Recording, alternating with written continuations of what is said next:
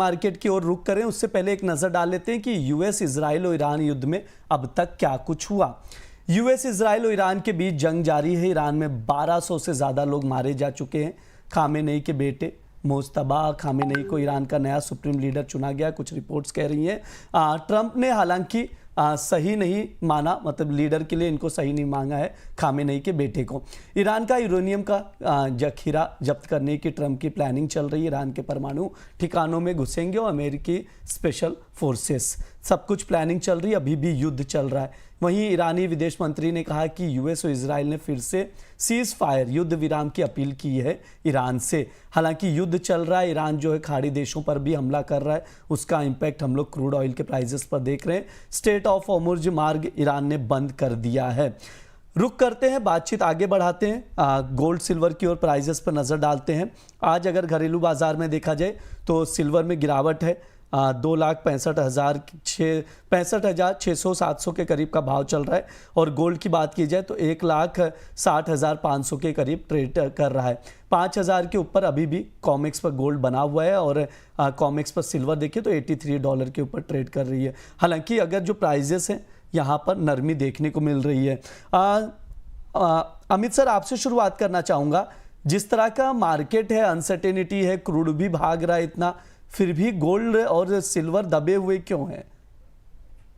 Bridge, देखिए अभी मैं तो एक्चुअली आंकड़ों को रिस्पेक्ट करना चाहता हूँ। स्टोरी लाइन तो बहुत सारी है जो बाजार को फेवर भी करती है और बाजार को ना बढ़ने के लिए रोकती भी है। लेकिन ऐसी समय में, स्पेशली युद्ध के समय में, बाजार टूटने के लिए जो स्टोरीज सपोर्ट करती हैं उसको एक्सेप्ट करने के लिए रेडी नहीं होता है। क्योंकि युद्ध के हालात हम जानते हैं कि सेफ हेवन है, यहाँ पर कम से कम बाइंग आनी चाहिए।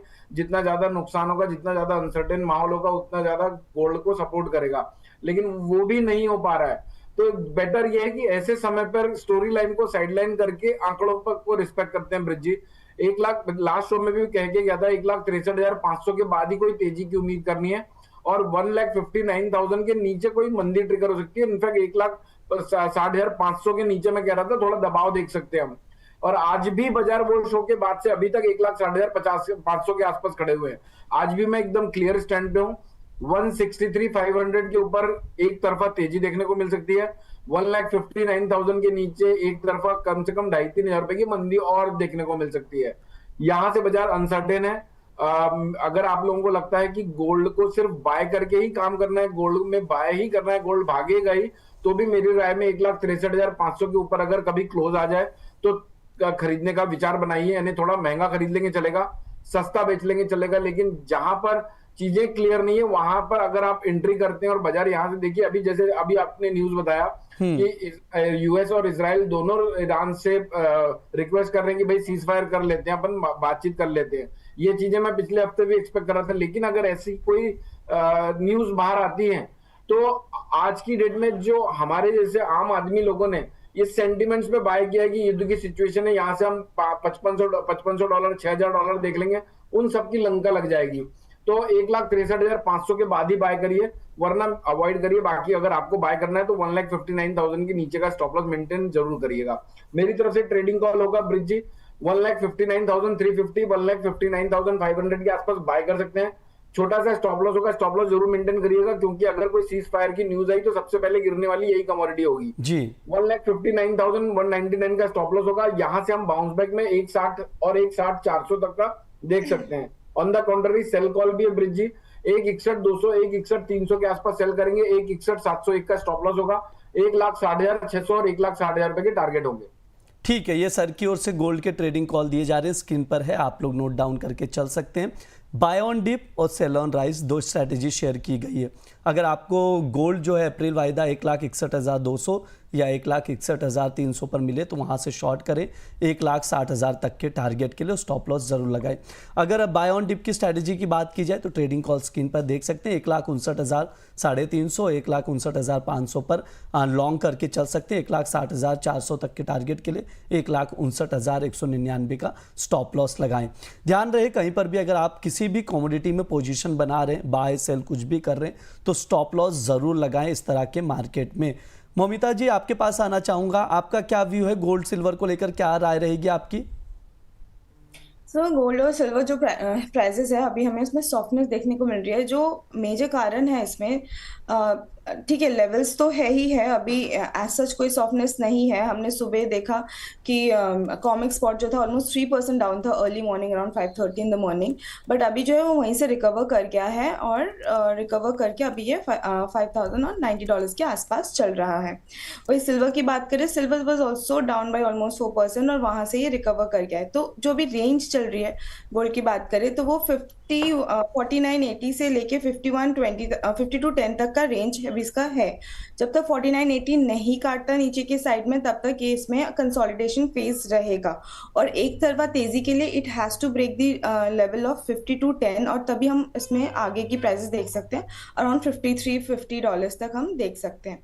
वही अगर हम डोमेस्टिक मार्केट की बात करें तो $1,58,000 जो है वो एक मेजर सपोर्ट है। अगर वो ब्रेक नहीं करता तो गोल्ड प्राइसेस में अपसाइड ही रहेगा।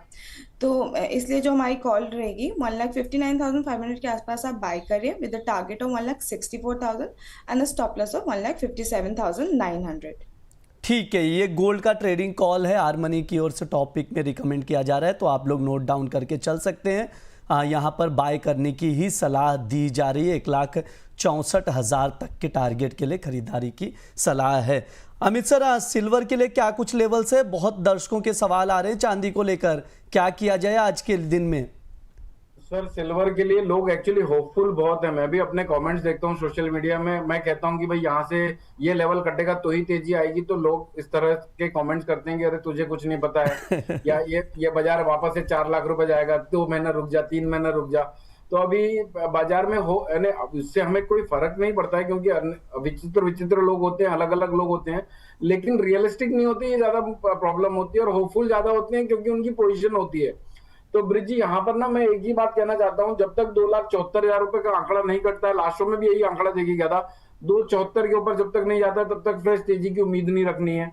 यहां से हम बाजार को 261 के नीचे अगर ट्रेड कराता है तो 250, 253 और 250 तक गिरता हुआ देख सकते हैं। तो मेक और ब्रेक है 249 का लेवल, 253 का लेवल, 261 का लेवल। ऊपर के साइड में 274, 100 के ऊपर निकलता है तो 3 लाख के पार की पॉसिबिलिटी बनाता है। तो ब्रिज जी मेरे हिसाब से अगर दर्शकों की जगह मैं रहूं तो 2,74,000 रुपए के ऊपर निकलने के बाद ही कोई विचार बनाता बाय करने का, वरना थोड़ा होल्ड करता, वेट करता। मेरी तरफ से ट्रेड कॉल है ब्रिज जी, 267 के आसपास सेल करेंगे, 268,000 का स्टॉप लॉस, यानी 2,68,001 का स्टॉप लॉस, टारगेट होगा 2,65,000 रुपए का। बाय कॉल भी है, स्टॉप लॉस जरूर लगाइएगा क्योंकि तेज नहीं है बाजार अभी भी, एक स्पेसिफिक लेवल कटने के बाद तेजी देखूंगा। 2,61,100, 2,61,400 की रेंज में बाय करेंगे, 2,60,999 का 100-150 रुपए का स्टॉप लॉस, टारगेट 2,62,000, 2,63,000 और 2,64,000 रुपए के हम देख सकते हैं। जब तक 261 नहीं कटता तब तक 274, जब तक 261 नहीं कटता तब तक इसके बीच में रहने की उम्मीद है। ठीक है, ये सर की राय है, ट्रेडिंग कॉल स्क्रीन पर है। गोल्ड सिल्वर का बाय करने की भी सलाह दी जा रही है और एक स्पेसिफिक लेवल पर शॉर्ट करके चल सकते हैं। ट्रेडिंग कॉल स्क्रीन पर है, नोट डाउन करके चलिए। ध्यान रहे स्टॉप लॉस आप लोग जरूर लगाएं। अमित सर, आपके लिए एक सवाल आया है कि फिजिकल में सिल्वर 2,68,000 पर बाय करके रखें, क्या किया जाए? शॉर्ट टर्म व्यू जानना चाह रहे हैं। ब्रिज जी शॉर्ट टर्म में देखिए वही बात है कि 2,74,100 के ऊपर फिर मैं 3 लाख की बात करने लगूंगा। तो अगर ऐसा लगता है कि भाई एक बार 2,70,000, 2,71,000 के आसपास मिले तो एक बार मुनाफा लेना तो ले सकते हैं। बाकी अगर थोड़ी लंबी समय की अवधि के लिए होल्ड कर सकते हैं तो 254 के आसपास थोड़ा एडिशन और कर सकते हैं, 249 के पास थोड़ा और एडिशन कर सकते हैं, और फिर जो बाउंस बैक आता है 270 का, वहां पर एग्जिट प्लान कर सकते हैं। 249 के नीचे थोड़ा खतरा वापस से चालू हो सकता है, हो सकता है जो मैं टाइम करेक्शन की बात कर रहा हूँ वो लोअर लेवल में और बहुत टाइम तक एक्यूमुलेट करे, यानी हो सकता है 240, 230 के आसपास फिर लंबे समय के लिए एक्यूमुलेशन जोन पे चला जाए बाजार। तो 249 के नीचे की स्टेबिलिटी बाजार में थोड़ा और पेन बढ़ा सकती है। पेन बढ़ाने ने 230, 235 के आसपास अगर आकर 3-6 महीना खड़ा हो गया तो ये जो लोग आए यहाँ पर 260, 270 पे कर रहे हैं वो भी वापस से कहने लगेंगे कि यार अब तो हम फंस चुके हैं, क्या करा जाए। ठीक है, ये सर की राय है। आज के सेशन में बुलियन मार्केट एक दबाव में दिखाई दे रहा है तो नज़र बनाकर रख सकते हैं। अब मेटल्स की ओर रुख करते हैं।